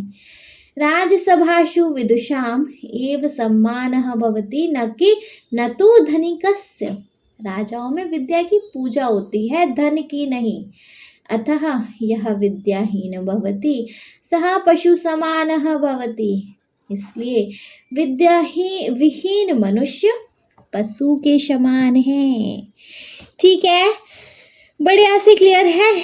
चलिए देन मूव करेंगे अपने 7th वन पे। 7th है बच्चे हमारा, शनेः पंथः शनेः कंतः शनेः पर्वत लग्न घनम, शनेः विद्या शनेः वृत्तः पच्चेतानि शनेः शनेः। क्या श्लोक है? शनेः पंथा शनेः कंथा शनेः पर्वत लग्न घनम, शनेः विद्या शनेर्वृत्तम पच्चेतानि शनैः शनैः। पदच्छेद है जी इसका। शनेः पंथा शनेः कंथा शनेः पर्वत लग्न घनम, शनेः विद्या शनेः वित्तम पच्चेतानि शनैः शनैः। ठीक है, अन्वय है जी इसका। पंथा शनेः कंथा शनेः पर्वत लग्न घनम शनेः विद्या शनेः वित्तम शनेः चेतानि पंच शनेः शनेः। ठीक है, आ जाते हैं मेन इसके भावार्थ पे। तो भावार्थ है इसका, मनुष्य सर्वदा गमन समये सावधान चलेत। मनुष्य सर्वदा, मनुष्य को हमेशा गमन समये जाते समय सावधान चलेत, मतलब मनुष्य को जाते समय, मनुष्य को हमेशा जाते समय, गमन करते समय सावधानम चले, सावधानी से चलना चाहिए। वस्त्रस्य सीवनम जागरूकतया कुर्यात्, वस्त्र को सीवनम सिलते समय जागरूक होना चाहिए। पर्वतस्य ऊपरी आरोहणी क्रमेण कुर्यात्, पर्वत पर चढ़ाई हमेशा, मतलब चढ़ाई कैसे करनी चाहिए? क्रम से करनी चाहिए, धीरे धीरे करनी चाहिए। विद्या धनम च निरंतरम प्रयत्नेन अर्जयेत, विद्या धन को निरंतर मतलब लगातार प्रयत्न करना चाहिए अर्जित करने का, है ना, विद्या धन प्राप्त करना और उसे अर्जित करना। एतानि पच्च कार्याणि, ये 5 कार्य, शनैः, शनैः मतलब धीरे, अर्थात सोपान क्रमेण एव कुर्यात्, सोपान क्रमेण मतलब सावधानी से ही करने चाहिए। ठीक है, तो मनुष्य को हमेशा रास्ते पर चलते समय सावधानी से चलना चाहिए। वस्त्र को सिलते समय जागरूकता से सिलना चाहिए। ऊपर की तरफ पर्वत चढ़ते समय क्रम से चढ़ना चाहिए। विद्या धन को मतलब और विद्या रूपी धन को निरंतर प्रयत्नेन अर्जित, निरंतर प्राप्त करते रहना चाहिए। ये 5 कार्य धीरे और सावधानी से करने चाहिए, मतलब हमारे जीवन में 5 काम धीरे धीरे होने चाहिए। रास्ते पर चलना, कपड़े सिलना, वस्त्र सिलना, पर्वतों पर चढ़ाई करना, विद्या प्राप्त करना और धन को अर्जित करना, धन इकट्ठा करना। ठीक है, तो वंस इसको एक बार देखेंगे। देखो, शनैः पंथा, शनैः कंथा, शनैः पर्वत लग्न घनम, शनैर्विद्या शनैर्वित्तम पच्यतानि शनैः शनैः। इसका पदच्छेद है बच्चे, शनैः पंथा, शनैः कंथा, शनैः पर्वत लग्न घनम, शनैः विद्या शनैः वित्तम पच्यतानि शनैः शनैः। अन्वय है, पंथा शनैः, कंथा शनैः, पर्वत लग्न घनम शनैः, विद्या शनैः, वित्तम शनैः च एतानि पच्च शनैः शनैः। भावार्थ है, मनुष्यं सर्वदा गमन समये समये सावधानं चलेत, वस्त्रस्य सीवनं जागरूकतया कुर्यात्, पर्वतस्य ऊपर आरोहणं क्रमेण कुर्यात्, विद्याधनं च निरन्तरं प्रयत्नेन अर्जयेत्। एतानि 5 कार्याणि शनैः अर्थात सोपान क्रमेण एव कुर्यात्। देखो, मनुष्य को हमेशा रास्ते पर चलते समय सावधानी से चलना चाहिए। वस्त्र को सिलते समय जागरूकता रखनी चाहिए। ऊपर पर्वत की तरफ चढ़ना धीरे से चाहिए। विद्या और धन को निरंतर अर्जित करते रहना चाहिए। ये 5 कार्य मनुष्य को धीरे धीरे करने चाहिए, अर्थात हमारे जीवन में 5 कार्य 5 काम धीरे धीरे होने चाहिए। रास्ते पे चलना, वस्त्र सिलना, पर्वतों पे चढ़ाई करना, विद्या प्राप्त करना और धन अर्जित करना। ठीक है, क्लियर है? चलिए फिर अगर क्लियर है तो मूव करेंगे नहीं अपने 8th वन पे। 8th वन देख लेंगे बच्चे अपना। बच्चे हमारा 8th वन है, न विद्या वनम सौख्यम नराणाम जायते ध्रुवम अतो धर्मार्थ शमोषेभ्यो विद्याभ्यासम क्षमाचरेत। तो न विद्या विनय सौख्यम नराणाम जायते ध्रुवम अतो धर्मार्थर्माशेभ्यो विद्याभ्यासम समाचरेत। जिसका पदच्छेद है बच्चे, न विद्या बिना सौख्यम नारायणम जायते ध्रुवम अतः धर्म अर्थ मोक्षेभ्यः विद्याभ्यासम समाचरेत। अन्वय है, विद्याया विनया नराणाम ध्रुवम सौख्यम न जायते अतः धर्म अर्थ मोक्षेभ्यः विद्याभ्यासः समाचरेत। ठीक है, भावार्थ है बच्चे, मानवान् कृते विद्यार्जनम अत्यंतम अनिवार्यम भवति। मानवों को विद्या अर्जित करना अति अनिवार्य है। मानवों को, मनुष्यों को विद्या को अर्जित करना बहुत ज़रूरी है। विद्या ग्रहण करना बहुत ज़रूरी है। यदि नरः विद्यार्जनम न कुर्वन्ति, यदि मनुष्य विद्या को अर्जित नहीं करते हैं, तर्हि तो स्थिरम सुखम न प्राप्नुवन्ति, तो निश्चित ही सुख को नहीं प्राप्त कर सकते। मतलब विद्या के बिना निश्चित ही सुख को प्राप्त नहीं किया जा सकता। जो मनुष्य विद्या को अर्जित नहीं करते हैं, स्थिति ही मतलब निश्चित ही, स्थिति ही कह रही हूँ, निश्चित ही वो सुख को प्राप्त नहीं कर सकते। अतः धर्म साधनाय अर्थलाभाय मोक्षं प्राप्तु च विद्याभ्यासं कुर्यात्। अतः इसलिए धर्म साधना के लिए, अर्थलाभाय मतलब धन के लिए, मोक्ष प्राप्तु च और मोक्ष की प्राप्ति के लिए विद्याभ्यासम कुर्यात्, विद्याभ्यास करना चाहिए, है ना। तो मनुष्यों को विद्या अर्जित करना बहुत ज़रूरी होता है। यदि मनुष्य विद्या को अर्जित नहीं करता तो निश्चित ही उसको सुख की प्राप्ति नहीं होती है। ठीक है।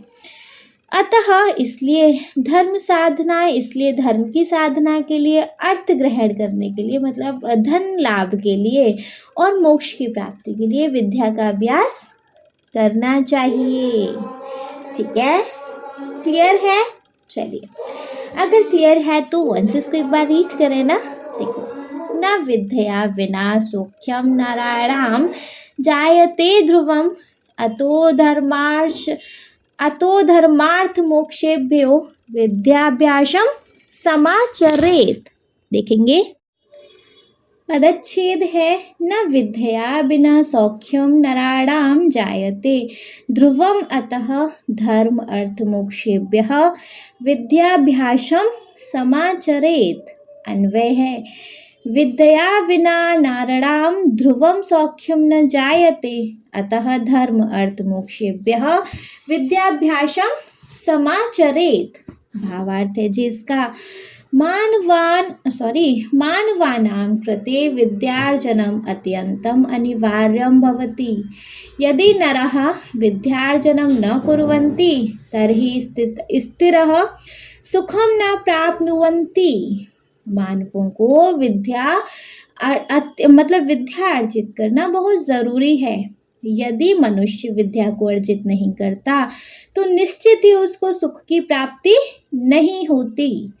अतः धर्म साधनाय अर्थलाभाय मोक्षं प्राप्तुं च विद्याभ्यासं कुर्यात्।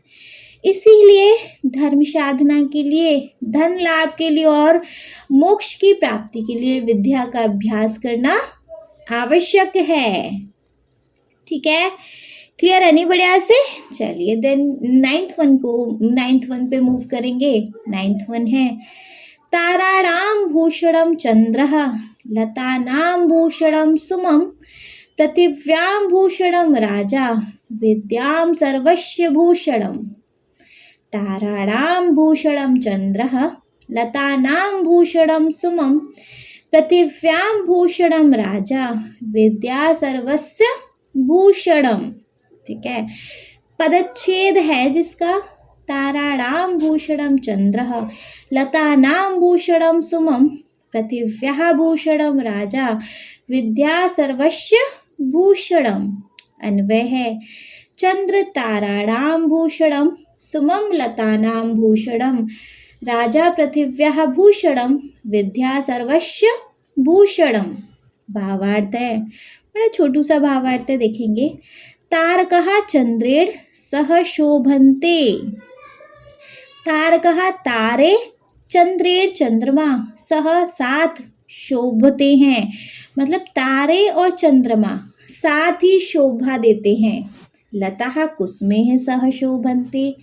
लता और कुसुम साथ शोभा देते हैं। राजा पृथिव्याः शोभा वर्धयति। राजा पृथ्वी की शोभा को बढ़ाता है। विद्या सर्वेषां मनुष्याणां शोभा वर्धते। और जो विद्या है सारे मनुष्यों की शोभा को बढ़ाती है ना। जैसे तारे चंद्रमा की तारे चंद्रमा की शोभा बढ़ाते हैं। लता जो है कुसुम की शोभा बढ़ाती है, मतलब फूल की शोभा बढ़ाती है ना। राजा जो है पृथ्वी की शोभा बढ़ाता है, वैसे ही विद्या जो है सारे मनुष्यों की शोभा बढ़ाती है। ठीक है, क्लियर है? वंस इसको एक बार रीड करेंगे। देन देखो, ताराणां भूषणं चंद्रः लतानां भूषणं सुमं पृथिव्याः भूषणं राजा विद्या सर्वस्य भूषणम्। पदच्छेद है ताराणां भूषणं चंद्रः, लतानां भूषणं शुमं, पृथिव्याः भूषणं राजा, विद्या सर्वस्य भूषणम। अन्वय है इसका, चंद्रः ताराणां भूषणं, सुमं लतानां भूषणं, राजा पृथिव्याः भूषणं, विद्या सर्वस्य भूषणम। भावार्थ है, तारकः चंद्रेण सह शोभन्ते, जैसे तारे चंद्रमा की शोभा बढ़ाते हैं। लता कुसुमेह सह शोभन्ते, लता कुसुम की शोभा बढ़ाती है, फूल की शोभा बढ़ाती है।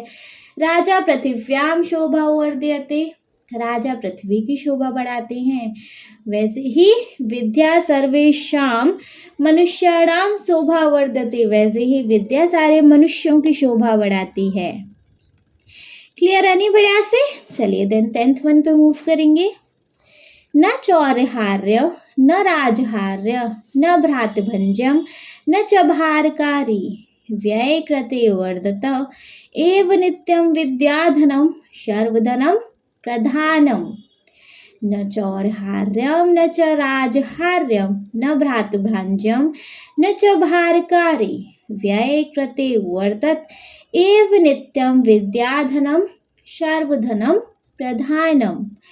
पदच्छेद है इसका, न चौर्हार्यम न राजहार्यम न भ्रातभाज्यम न च भारकारी, व्यय कृते वर्धते एव नित्यं विद्याधनं सर्वधन प्रधानम। अन्वय है इसका, चौर्हार्यम न राजहार्यम न भ्रातभाज्यम न भारकारी च न व्यय कृते नित्यं वर्धते एव विद्याधनं सर्वधनं प्रधानम। भावार्थ है इसका जी, चोरः धनम चोरयतु शक्नोति, चोर जो है धन की चोरी कर सकता है। राजा धनम अपहन्तु शक्नोति, राजा मतलब राजा भी धन को अपहरण कर सकता है, छीन सकता है। भ्रातृषु धनस्य विभाजन भवितुम अर्हते, जो भाई भाई हैं उनमें धन का बंटवारा हो सकता है ना।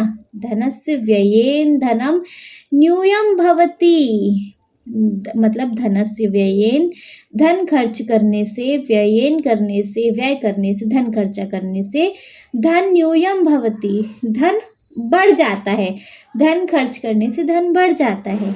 किंतु विद्या रूपम धनम, लेकिन विद्या न्यूयम मतलब कम हो जाता है, धन खर्च करने से धन कम हो जाता है। लेकिन विद्या रूपम धनम, लेकिन विद्या रूपी धन चोरः चोरयितुम न शक्नोति, चोर चोरी नहीं कर सकता। राजा तस्य अपहरणम कर्तु न शक्नोति, उसका राजा अपहरण नहीं कर सकता। विद्याधनस्य विभाजनम न भवति, विद्याधन को बांटा नहीं जा सकता। विद्या भार युक्ता ना बढ़ती, और विद्या खर्च करने से बढ़ती ही है। विद्या वितरेण विद्याधनम इतो अपि वर्धते, मतलब विद्या और ना ये विद्या बोझ है, और विद्या को खर्च करने से विद्या हमेशा बढ़ती है। अतः इसलिए सर्वधनेषु विद्याधनम, इसलिए सब धनों में विद्याधन एव ही प्रमुखम धनम अस्ति, इसलिए सब धनों में विद्याधन ही प्रमुख धन है। ठीक है, देखो धन की, चोर धन चोरी कर सकता है धन की, है ना। राजा धन का अपहरण कर सकता है, मतलब छीन सकता है। भाई लोग हैं वो धन को बांट सकते हैं, और धन को खर्च करने से धन कम हो जाता है। लेकिन जो विद्या रूपी धन है, इसको ना तो चोर चोरी कर सकता है, न राजा इसका अपहरण कर सकता है, न विद्या धन को बांटा जा सकता है। विद्या बोझ भी नहीं है, और विद्या को मतलब खर्च करने से विद्या रूपी धन हमेशा बढ़ता ही है। इसीलिए सारे धनों में विद्याधन ही हमारा प्रमुख धन है ना।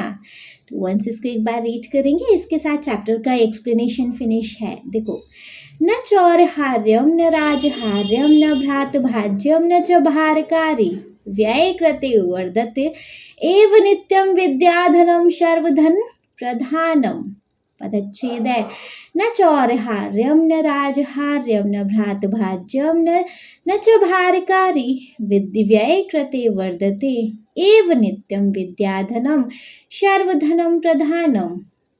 अन्वय है चौरहार्यम न राजहार्यम न भ्रातभाज्यम न भारकारी च न व्यय कृते नित्यम वर्धते एव विद्याधनम सर्वधनम प्रधानम। भावार्थ है जी इसका, चोर धनम चोरयतु शक्नोति, मतलब पूरा एक बार पढ़ देती हूँ फिर बताती हूँ। राजा धनम अपहयन्तु शक्नोति भ्रातृषु धनस्य विभाजनम भवितुमर्हति धनस्य व्ययेन धनम न्यूयं भवति किंतु विद्यारूपी धनम चोरः चोरयितुं न शक्नोति राजा तस्य अपहरणं कर्तुं न शक्नोति विद्याधनस्य विभाजनं न भवति विद्या भारयुक्ता न भवति विद्यायाः वितरणेन विद्याधनम् इतोऽपि वर्धते अतः सर्वधनेषु विद्याधनम् एव प्रमुखः धनम् अस्ति। चोर धन की चोरी कर सकता है, राजा धन को छीन सकता है, भाई धन का बंटवारा कर सकते हैं, धन को खर्च करने से धन कम हो जाता है, लेकिन विद्या रूपी धन की ना तो चोर चोरी कर सकता है न राजा उसको छीन सकता है।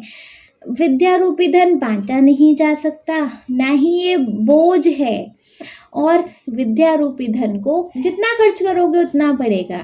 इसलिए सब धनों में विद्या ही हमारा, सारे धनों में विद्या ही प्रमुख धन है। ठीक है, क्लियर है नहीं बढ़िया से बच्चे? इसके साथ इस चैप्टर का एक्सप्लेनेशन हो गया फिनिश। ठीक है, आई होप ये एक्सप्लेनेशन, आई नो बहुत लेंथी था, आई होप बहुत अच्छे से क्लियर हो गया होगा। स्टिल अगर कोई डाउट है तो कमेंट बॉक्स है, और फिर भी अगर अभी कोई रिसेंटली कोई डाउट है तो बच्चे देख लेंगे हम इस चैप्टर का एक शॉर्ट समराइजेशन, है ना। शॉर्ट समराइजेशन देख लेंगे तो बच्चे उससे क्या क्या फ़ायदा है कि जितना भी जो भी कोई डाउट होगा चैप्टर में फटाफट से क्लियर हो जाएगा। ठीक है, तो चलिए स्टार्ट करेंगे चैप्टर के शॉर्ट समराइजेशन को।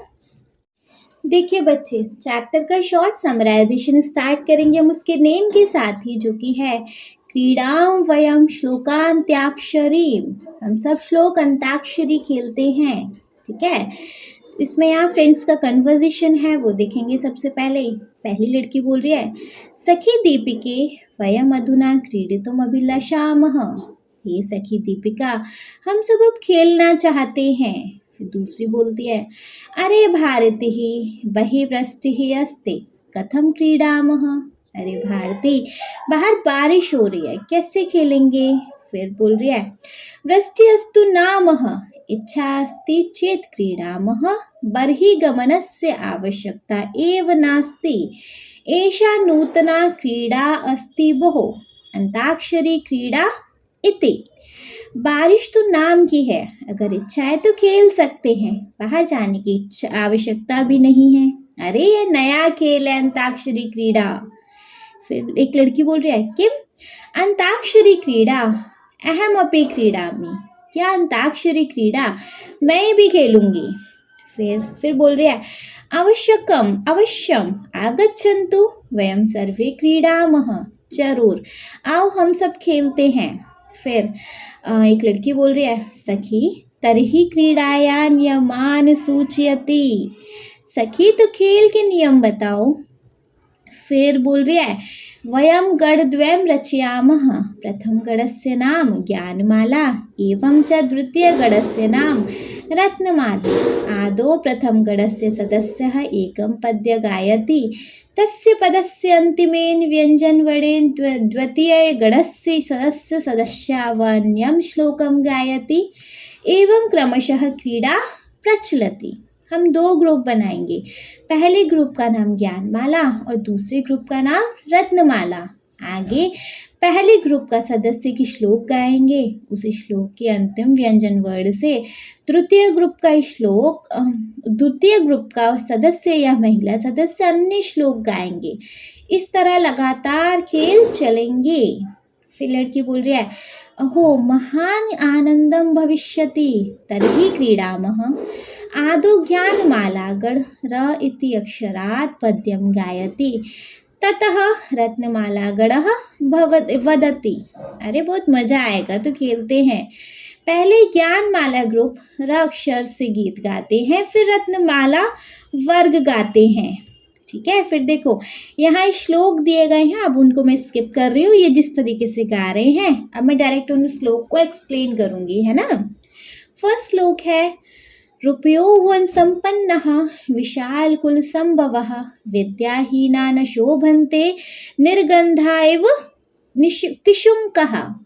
जिसका पदच्छेद है जी, रूप यौवन संपन्नः विशाल कुल संभवः विद्याहीना न शोभन्ते निर्गंधा इव किशुंकः। अन्वय है, रूपयौवन संपन्नः विशाल कुल संभवः विद्याहीना निर्गंधः किशुंकः इव न शोभन्ते।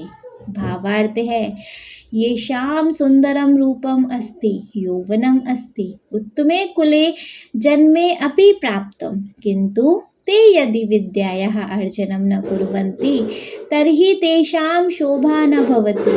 यथा पुष्पितः पलाशवृक्षः दर्शने अतीव सुन्दरः सन्ति किन्तु तेषु सुगन्धं न भवति, जनाः तेषाम् उपयोगं न कुर्वन्ति।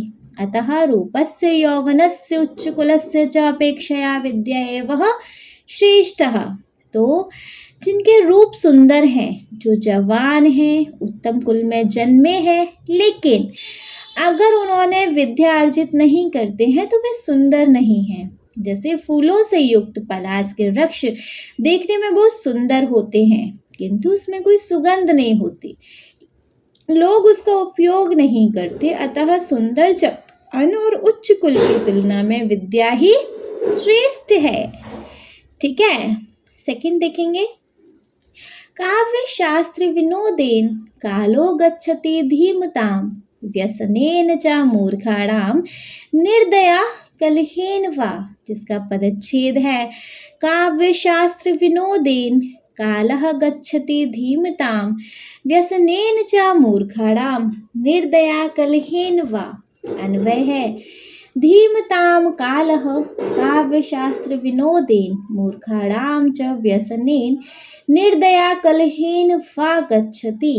भावार्थ है, बुद्धिमन्तः जनाः काव्यानां शास्त्राणां च अनुशीलनेन समयस्य सदुपयोगं कुर्वन्ति, परन्तु मूर्खजनाः शनैः कृत्वा परस्परं कलहं कृत्वा अथवा दुर्व्यसनेन अमूल्य समयस्य दुरुपयोगं कुर्वन्ति। अतः वयं नित्यं विद्याभ्यासं पठनेन लिखनेन वा समयस्य सदुपयोगं कुर्मः। इसका अर्थ है, बुद्धिमान लोग काव्य और शास्त्रों की चर्चा करते हुए अपने समय का सदुपयोग करते हैं, लेकिन मूर्ख लोग सोते हुए, एक दूसरे से झगड़ा करते हुए अथवा भोग विलास के द्वारा अपना मूल्यवान समय का दुरुपयोग करते हैं। अतः हम सबको रोज विद्या अभ्यास तथा पढ़ लिख कर समय का सदुपयोग करना चाहिए।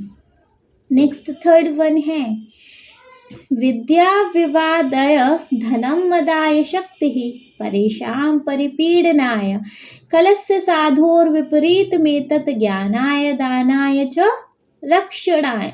इसका पदच्छेद है, विद्या विवादाय धनम मदाय शक्तिः परेषां परिपीडनाय कलस्य साधोः विपरीतम एतत् ज्ञानाय दानाय च रक्षणाय। अन्वय है, कलस्य विद्या विवादाय धनम मदाय शक्तिः परेशाय परिपीडनाय साधोः एतद् विपरीत ज्ञानाय दानाय रक्षणाय च। भावार्थ है, दुष्ट जनः विद्यायाः उपयोगं कलहार्थ करोति, धनस्य उपयोगं अहंकारार्थ करोति, सामर्थ्यस्य उपयोगं अन्येषां पीडनार्थ च करोति, किन्तु सज्जनस्य स्वभावः एतस्य विपरीतः भवति। सः विद्यायाः उपयोगम् अन्येषां ज्ञानवर्धनार्थ करोति, धनस्य उपयोगं दानार्थ करोति, सामर्थ्यस्य उपयोगं दुर्बलानां रक्षणार्थ च करोति। देखो, जो दुष्ट व्यक्ति होता है विद्या का उपयोग झगड़े के लिए करता है, धन का उपयोग अहंकार दिखाने के लिए करता है और अपनी शक्ति का उपयोग दूसरों को पीड़ा पहुंचाने के लिए करता है। लेकिन सज्जन व्यक्ति का स्वभाव इसका बिल्कुल उल्टा होता है। वह विद्या का उपयोग दूसरों के ज्ञान को बढ़ाने के लिए करता है, धन का उपयोग दान के लिए करता है, धन का उपयोग दान के लिए करता है और कहा गया अपनी शक्ति का उपयोग कमजोरों की रक्षा के लिए करता है। ठीक है, ऊर्ध्वन है, ये शाम न विद्या न तपो न दानम ज्ञानम न शीलम न गुणो न धर्मः ते मृत्युलोके भुवि भारभूता मनुष्य रूपेण मृगाश्चरन्ति, जिसका पदच्छेद है ये शाम न विद्या न तपः न दानम ज्ञानम न शीलम न गुणः न धर्मः ते मृत्युलोके भुवि भारभूता मनुष्य रूपेण मृगाश्चरन्ति। अन्वय है, ये शाम विद्याम तपः न दानम न ज्ञानम न शीलम न गुणम न धर्मः न ते मृत्युलोके भुवि भारभूतः मृगा मनुष्य रूपेण चरन्ति। भावार्थ है, ये जनः विद्यां न अर्जयन्ति कठिन व्रतं न आचरन्ति दानं न कुर्वन्ति ज्ञानं न अर्जयन्ति उत्तम चरित्रवन्तः न भवन्ति गुणवन्तः न सन्ति धर्माचरणं न कुर्वन्ति त्यस्या भूमौ भारभूतः सन्तः पशवः इव इतस्ततः भ्रमन्ति। तो जो मनुष्य विद्या नहीं अर्जित करते, तपस्या नहीं करते, दान नहीं करते, ज्ञान नहीं करते, उत्तम चरित्र के नहीं होते, गुणी नहीं होते, धर्म का आचरण नहीं करते, वे इस मृत्युलोक में बोझ के समान हैं और मनुष्य के रूप में पशु विचरण करते हैं। ठीक है, 5th वन है, तदा व्रतिश्च कीर्तिश्च लक्ष्मीर्वाणी यशस्विनी तत्वज्ञानं परा शांतिर्यदा विद्या भवेत्व। पदच्छेद है, तथा व्रतिः च कीर्तिः च लक्ष्मीः वाणी यशस्विनी तत्वज्ञानं परा शांति यदा विद्या भवेत् तव। अन्वय है, यदा विद्या भवेत् तदा तव व्रति कीर्ति लक्ष्मी यशस्विनी वाणी तत्वज्ञानं परा शांतिः च। भावार्थ है, यदि त्वं विद्या अर्जयसि तर्हि त्वम् उद्योगं यशः धनं कीर्तिप्रदां वाणीं वास्तविकं ज्ञानम् उत्तमां शांति च प्राप्नोषि अतः निरंतरं विद्यार्जनं करणीयम्। तो भावार्थ का अर्थ है, यदि तुम विद्या अर्जित करते हो तो तुम्हें उद्योग यश धन यशस्वी वाणी वास्तविक ज्ञान और परम शांति की प्राप्ति होती है। इसीलिए निरंतर विद्या को अर्जित करते रहना चाहिए। 6th वन है, विद्या नाम नरस्य रूपमधिकं प्रचच्छ गुप्तं धनं विद्या भोग करी यशः सुखचारी विद्या गुरुणां गुरुः विद्या बंधु जनो विदेश गमने विद्या परा देवता विद्या राजसु पूज्यते नहीं धनम विद्या विहीनः पशुः। इसका पदच्छेद है, विद्या धनम नरस्य रूपम अधिकम प्रचच्छन्न गुप्तम धनम विद्या भोग करी यशः सुख करी विद्या गुरुणाम गुरुः विद्या बंधु जनः विदेश गमने विद्या परा देवता विद्या राजसु पूज्यते नहीं धनम विद्या विहीनः पशुः। अन्वय है इसका, विद्या नाम नरस्य अधिकम रूप प्रचच्छन्न गुप्तः विद्या भोग करी यश सुख करी विद्या गुरुणाम गुरु विद्या विदेश गमने बंधुजनः विद्या परा देवता विद्या राजसु पूज्यते धनम नहि विद्या विहीनः पशुः। भावार्थ है, विद्या मनुष्यस्य श्रेष्ठं सौंदर्यम् अस्ति अदृश्यं गुप्तं च धनम् अस्ति विद्या आनंदं जनयति कीर्ति वर्धयति सुखं च प्रददाति विद्या गुरुणां गुरुः अस्ति विदेश यात्रायां विद्या बंधुः भवति विद्या प्रधानां देवतः अस्ति राजसभासु विदुषाम् एव सम्मानः भवति न तु धनिकस्य अयः यः विद्याहीनः भवति सः पशु समानः भवति। तो विद्या मनुष्यों का श्रेष्ठ सौंदर्य है, अदृश्य गुप्त धन है। विद्या आनंद देता है, कीर्ति को बढ़ाता है, सुख देता है। विद्या गुरुओं की गुरु है। विदेश यात्रा के लिए विद्या भाई समान है। विद्या देवताओं की प्रधान है। राजाओं में विद्या की पूजा होती है, धन की नहीं। इसीलिए विद्या विहीन मनुष्य पशु के समान है। ठीक है, नेक्स्ट है 7th। शनैः पंथा शनैः कंथा शनैः पर्वत लग्न घनम शनैः विद्या शनैर्वित्तम पच्यतानि शनैः शनैः। इसका पदच्छेद है शनैः पंथा शनैः कंथा शनैः पर्वत लग्न घनम शनैः विद्या शनैः वित्तम पच्यतानि शनैः शनैः।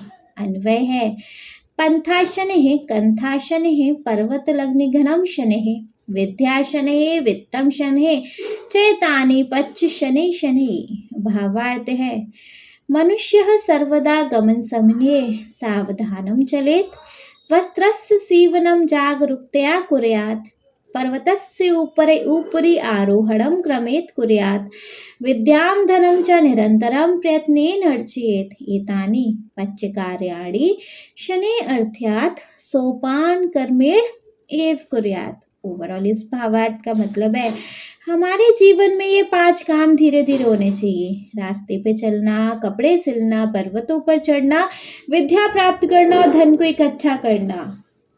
ठीक है, नेक्स्ट है 8th वन। न विद्या विना सौख्यम नराणाम जायते ध्रुवम अतो धर्मार्थ मोक्षेभ्यो विद्याभ्यासम समाचरेत्।